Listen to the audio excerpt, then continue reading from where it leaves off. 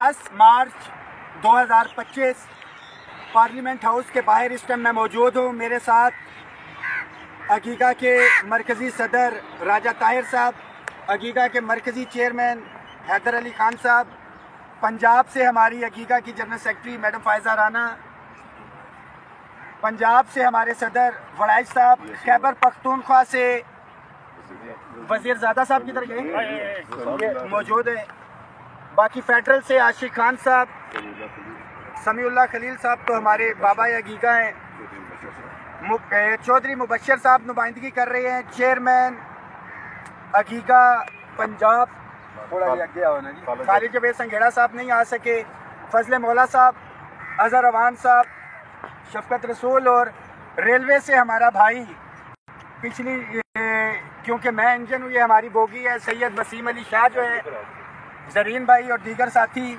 आसिफ अफरीदी, ताहिर हमारा यहाँ पे मौजूद, शिराज नहीं था।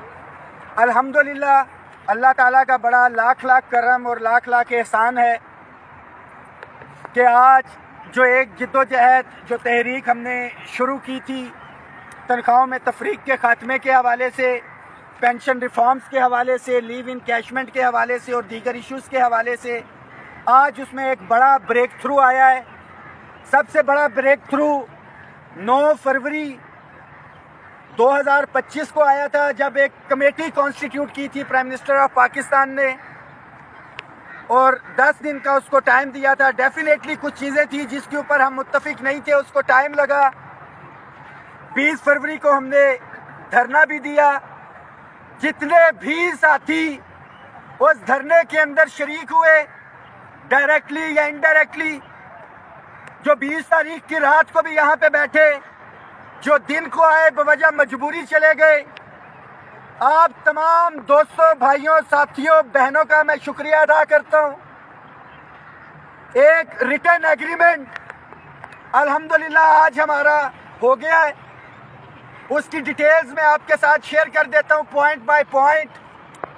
जो हमारा सबसे मेन मुतालिबा था तनख्वाहों में तफरीक के खात्मे के हवाले से, आपको पता है कि 10 फरवरी 2021 को 25% डिस्पैरिटी रिडक्शन अलाउंस, 22 में 15% डिस्पैरिटी रिडक्शन अलाउंस, 40% था, इसको मजीद इन्हांस करके अल्हम्दुलिल्लाह ये 30% इजाफे के ऊपर हमने कायल किया। जो खबरें थी 15% के हवाले से, टीवी के ऊपर भी 20% के हवाले से जो नोटिफिकेशन चल रहे थे, उसकी तरदीद हमने करवाई।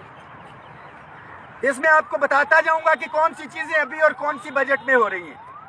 House rent medical convince allowance का हमारा मुतालिबा था, सुनते रहे। House rent medical convince allowance जो है, इसके अंदर हमारा 100% इजाफे का मुतालिबा था, उसके ऊपर भी गवर्नमेंट को हमने कायल किया है। जो हायरिंग हमारे फेडरल के साथियों को मिल रही है, ऑलरेडी इसकी समरी प्रोसेस में थी। पेंशन रिफॉर्म्स के हवाले से, जिसके ऊपर मैं बार बार आपको कह रहा था कि गवर्नमेंट तो बात करने को तैयार भी है, सारे मामलात हैं, IMF का प्रेशर है और वो कहते हैं कि हम इसके ऊपर बात नहीं करेंगे।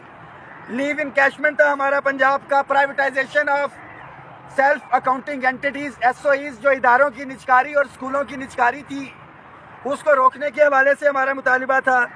Regularisation of contingent daily wages contract ad hoc TLA invalidate मुलाजमीन जो है, इसका हमने कहा था कि इनको रेगुलर किया जाए। वफाक की अपग्रेडेशन थी और पर्क्स एंड प्रिविलेजेस थे हमारे।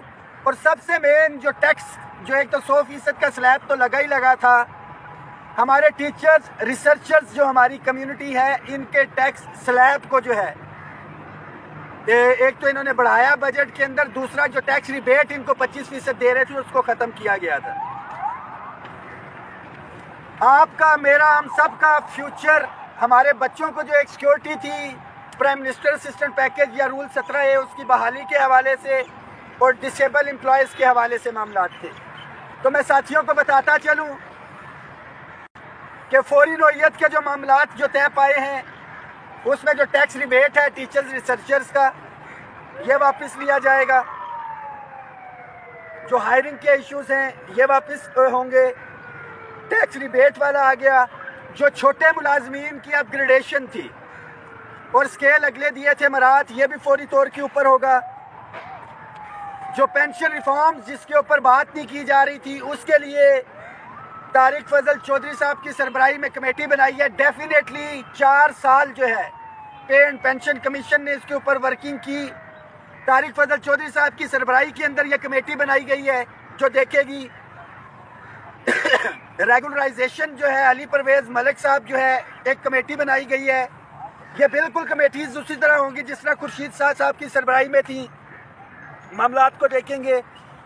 जो टैक्स रिबेट जो 100% तक ऊपर गए हुए ओवरऑल मुलाजमीन के, ये तो बजट में देखा जाएगा, मगर ये फौरी तौर पे होगा।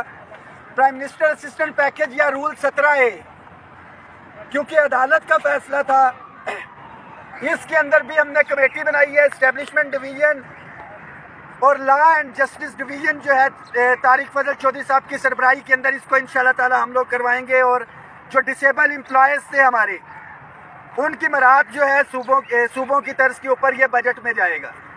ये तो सारी चीज़ें हो गई, आपको बता दिया क्या चीज़ें अभी मिल रही हैं, क्या बजट में, और जो मिल रही हैं वो हर सूरत में मिल रही है। सेकेंडली, जो इदारों की निजकारी के हवाले से मामलात थे या स्कूलों की, उसके हवाले से भी कमेटीज बनाई जाएंगी और जो इदारों के मुलाजमीन हैं उनका मौक़िफ़ लिया जाएगा। ये नहीं है कि बैठाए मामलात जो है वो ये हल कर देंगे या लेके जाएंगे।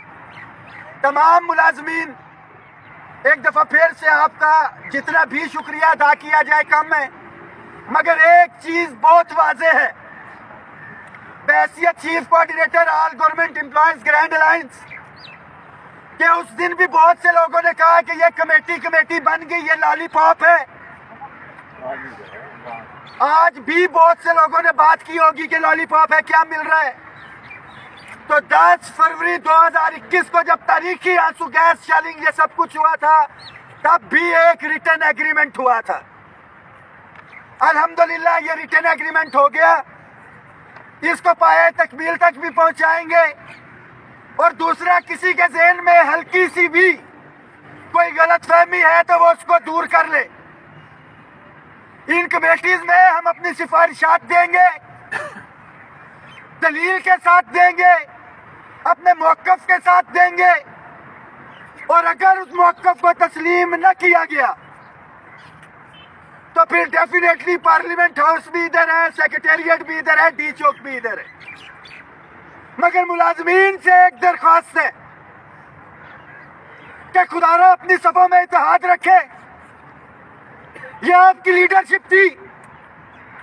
अगर अमीन माना था तो आपका काम था कि अमीर की अताअत की जाती, और हमारे बहुत से साथियों ने की भी। हमारे साथ, हमारे दरमियान, हमारे ग्रुप्स में ये 4, 6, 8, 10 लोग हैं, इससे ज्यादा नहीं है। मैं बड़ा वाज़ेह कर दूं, मुनाफिकीन करतोगलू आपकी सफों में मौजूद होते हैं। 4, 6, 8 लोग हैं, इससे ज्यादा नहीं है, कि जो कभी हकीका को खत्म करने चल रहे थे, क़यादत तो मौजूद, जो कभी ये बात कर रहे थे कि जी फैसला हुआ, किसी एक फर्द वाहिद ने कर लिया। बड़ा वाज़ेह है कि all government employees grand alliance में जो फैसले होते हैं मशावरत के साथ और अक्सरियती राय के मद्देनजर रखते हुए किया जाता है। मगर 1 या 2 लोग जिनकी राय उसके अंदर अगर शामिल नहीं है, उनकी ख्वाहिशात के मुताबिक अगर कहें कि मामलात आगे चलेंगे तो ऐसा कहीं पे नहीं होगा। हमारी मैडम जनरल सेक्रेटरी इस वक्त भी फ्रैक्चर है, मैम दिखाएं। मैं सलाम पेश करता हूं कि इस हालत में भी ये इधर मौजूद है, लाहौर से पहुंची है, सफर करके आई है, वापस पहुंचना है। कि कायदीन तो अपने हिस्से का काम कर रहे हैं। मैडम रुखसाना अनवर इंतहाई अलील है कि कायदीन ने तो अपने हिस्से का काम किया, और मेरे शेर जवान जो धरने में थे, ये आप लोगों के सर सदके जो घरों में बैठे थे, 1% है, 2% है, 5% है, ये तमाम मुलाजमीन को दिया हमने। अपनी सफर में इत्तेहाद रखे, इंशाल्लाह ताला इसके ऊपर अमल दरामद भी एग्रीमेंट में करवाएंगे। अफ्तारी का टाइम नजदीक है, मेहमानों को अफ्तारी भी करवानी है। इस मैसेज को शेयर करें। जो डिटेल है वो आपके साथ फर्दर इंशाल्लाह ताला शेयर भी करते रहेंगे। सिर्फ एक पैगाम कि मुलाजमीन के हकूक के ऊपर न पहले सौदा किया न आइंदा करेंगे।